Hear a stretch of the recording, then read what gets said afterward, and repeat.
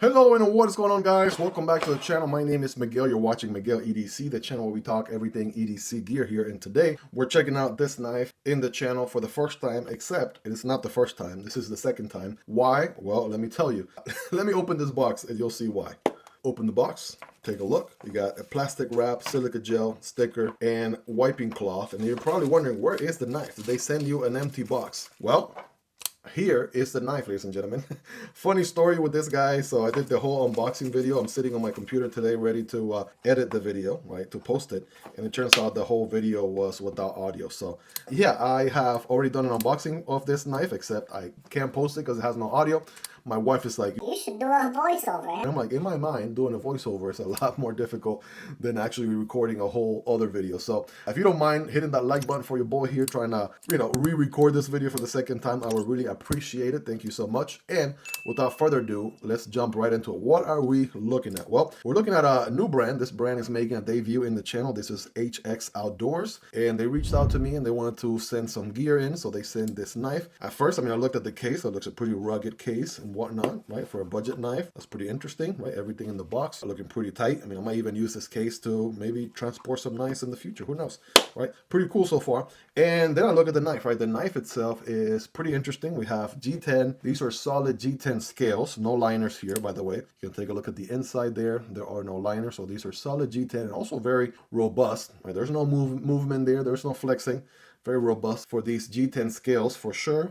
We also have a ton of milling going on here, right? We got those milling lines there, a few more back here. Then we have sort of like this wavy pattern as well, all milled into the G10. We have a big oval, right? And then smaller ovals or pill-shaped holes, which are actually see-through all the way to the other end. That's pretty interesting, right? We have a non-reversible pocket clip because it's not symmetrical. So right side tip-up carry only. And this guy is a flipper deployment and also a plunge lock button lock. So let's see here. Action for the flipper. We have some jimping there, so that works pretty good. If you light switch it, if you push button it, you can fail it, especially if you put no enthusiasm into it. So you're probably gonna be better off light switching it. And of course, just like any plunge lock button lock, right? It works pretty straightforward, just like you're used to there. If you look at the button, we also have that sort of diamond, very grippy milling on the button. And well, another thing I noticed too is I looked at the pivot color, and I was saying this during the original video. The pivot color looks pretty neat, right? It has this sort of moose icon going on there. And then I opened the blade only to realize they also added the logo on there as well, which kind of seems a little bit overkill in the billboarding, over branding department. We know it is a D2 blade, right? And then we have another few more model numbers and some lettering on there as well. CD112B is a model number on this one. So it doesn't have like a specific model name like the Penguin or the Pyrite or the Paramilitary 2, right? That is easy to remember. It's just like a combination of numbers and letters, which I've never necessarily been a huge fan of, to tell you the truth. I like names that are worth remembering, right? Remember, if instead of calling it the Chevrolet Corvette, it was the Chevrolet CD112B, right? You get the idea, right? So yeah, that's kind of the vibes I'm getting here. So kind of going back to the blade, we have a flat grind, right? It is black coated, right? D2 after all is not corrosion resistant, but this black coat here will help. And it is also a dual flat grind. So there's another additional grind here towards the front that's also flat. It kind of brings the narrow from this rectangular to more of a triangular tip, right? So that's interesting. You have that on both sides, right? Flat grind there in the front. Same thing on this side. And as you can see already, I already did my scientific test, that whole first video, but we're about to do it again as well. I want you guys to see how this guy performs. And yeah, you're definitely going to want to see that whole scientific test for sure. So just hang tight. Let's do some size comparisons here in just a second, right? Action is pretty good. It is on ball bearings, right? Aside from the flipper, kind of being a little bit weak detent wise, there's no detent lash, so that's good. Got to give it the beans on the open. And it does lock up rather solid there. No up and down, no side to side. We should probably bring out the subscribe stick of truth and see if, as a plunge lock, button lock, if it will survive. So a couple of whacks here. Let's see. Get my fingers out of the way. And, all right, how are we holding up? We're still good. All right, good. Okay, 3 more. 1, 2, 3. All right, still pretty good, and it survived. I'm not gonna do anything any crazier than that because that about proves the point there. As far as the whack test goes, so what I'm not going to do is take 3 steps back and then full force swing my arm. Yeah, that's not the case. So with that being said, yeah, action's pretty good. I do kind of have an issue with the whole flipper deployment, right? You just got to remember to give it full force. And then deploying off of the button, you definitely have to give it a good flick of the wrist there. And that will work. So let's size comparisons wise, let's see here next to some of the usuals in the channel. Kind of rapid fire through them here. There's your MSI. Here is the Stitch. Those are obviously way bigger, right, than this guy. The Spidey Bros, we got Mario there, and here's Luigi. Just kidding, we got the Yojimbo 2, and here is the Manix 2, right? These are definitely a little bit larger, not by much. Here's the Demko AD 20.5 and the Shark Cub, right? Those are also going to be a little bit smaller. Then this guy, the ZD112B, right? Here is the Kizer Mini Mystic. Here is the CJRB Pyrite Light. Those are somewhat very comparable, especially to the Mystic, right? Mini Mystic. You guys take a look, be the judge there. And those are in the budget category. So also in the budget category, we have the Vosteed Corgi right there. That one's going to be a little bit shorter. And from Fintiso, a newer brand, also just as recommendable. Check out all the Fintiso models here on the channel. Just put Fintiso Miguel EDC and you'll get a whole list of different models, right, from the Fintiso brand. Yeah, both of these are going to be shorter than the HX Outdoors, right?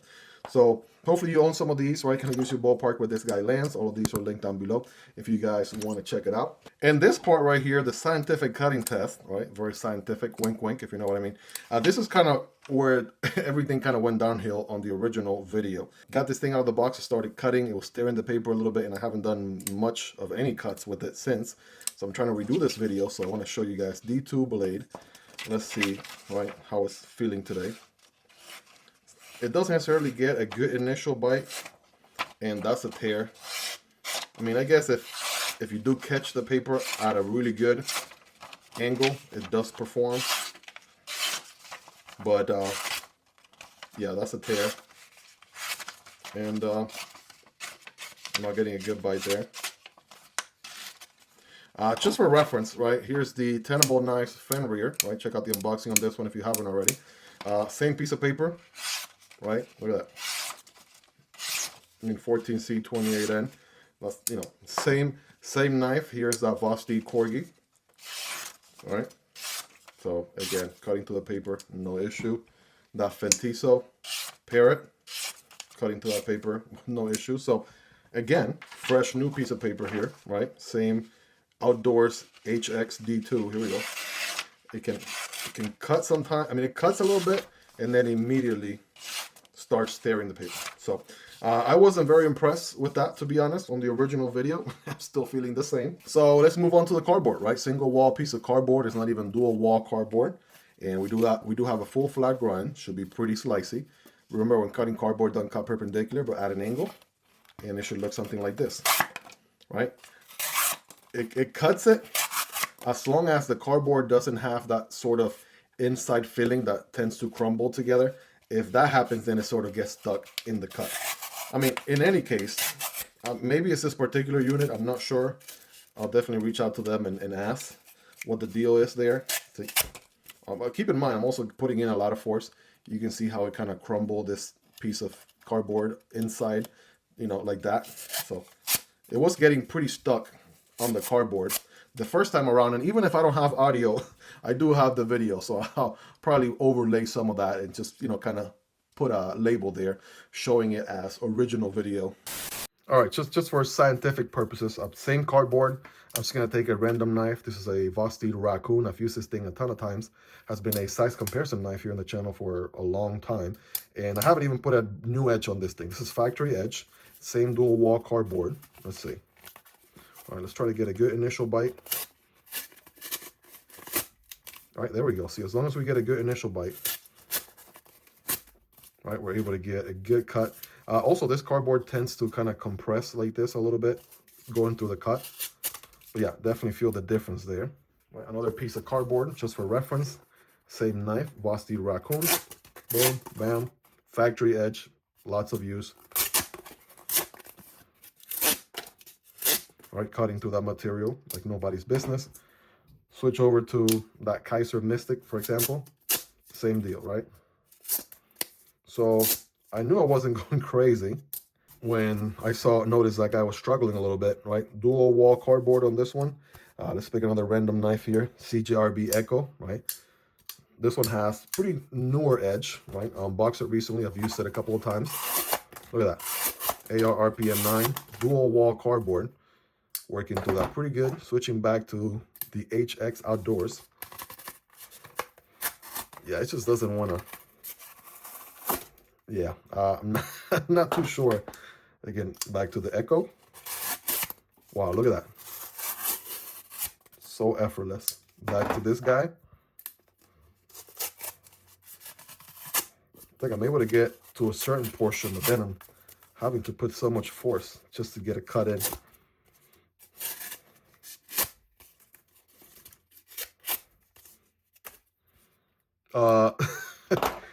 You guys let me know your thoughts. So that was the first unboxing experience. And then, you know, haven't really used the knife at all up until trying to remake this video just now. So definitely leaves a tad bit to be desired there in the cutting department. I mean, after all, that is the one single task that a knife should be able to do. All other things aside, it's a cutting tool, so it should be able to cut. Everything else is secondary. So you guys rate it in the comments, right? I want you guys, not just me personally, but I want to hear from you guys. What are your thoughts, right? Rate it in the comments on a scale from 1 through 10. Obviously, 10 being the sharpest. Would love to hear your thoughts on the you know, cutting performance of this guy down below. So needless to say, this is a pretty rare occurrence here with this brand, HD Outdoors. I'm gonna check some other videos on YouTube, hopefully to see if any other content creator has done any sort of unboxing or raw first impressions on this particular model. Again, just for reference, we're looking at the CD112B. I've done so many uploads, I'm about to sound like Metal Complex here, but close to somewhere like 1.6, 1.7, somewhere 16 to 1700 uploads or so. And yeah, I've never come across a knife, regardless of how budget it may be, and obviously how premium it may be, that, you know, especially brand new out of the box, doesn't necessarily cut as, you know, all too well. Most of them, to one extent or another, or one level or another, they cut pretty good. This guy did not. I mean, it definitely has the fidget factor. You can see me fidgeting with it, even though, again, you know, you gotta, you know, definitely use a flipper there with intent. Right, it's a little bit of a flick of the wrist to use the button. It definitely has a lot going for it too, right? I love the fact that it has the G10 scales there, no liners, it's pretty rock solid, ball bearing action, no detent lash, pretty solid. It passed the whack test. Yeah, definitely has a lot going there. I'm just not sure about this edge. I'm gonna reach out to them and ask. I'm still gonna upload the video because this could have been a knife that any of you guys could have received if you had ordered this on Amazon or whatever is being sold. So I'll have a link down below if you guys are interested in checking it out. But as of right now, this moment, I'm not necessarily recommending this knife at all. I mean, obviously you saw the performance, so unless you're a sharpening guru, right? That's another thing. Maybe you do enjoy the whole sharpening process. You have sharpening stones, sharpening gear, and then by all means, you know, kind of, you know, take on the journey and experiment with it. That's another possibility. My point here as a messenger and gear knife reviewer and whatnot is just to kind of share with you my feedback. And so far out of the box, the performance there cutting wise definitely leaves a little bit to be desired, as you guys saw. Anyways, that being said, guys, that's gonna do it for this video, right? Any knives that you saw in this video will be linked down below, again, including this guy. Just keep in mind, obviously, the whole cutting performance there. But if you want to take on the challenge, still look into it, you're more than welcome to.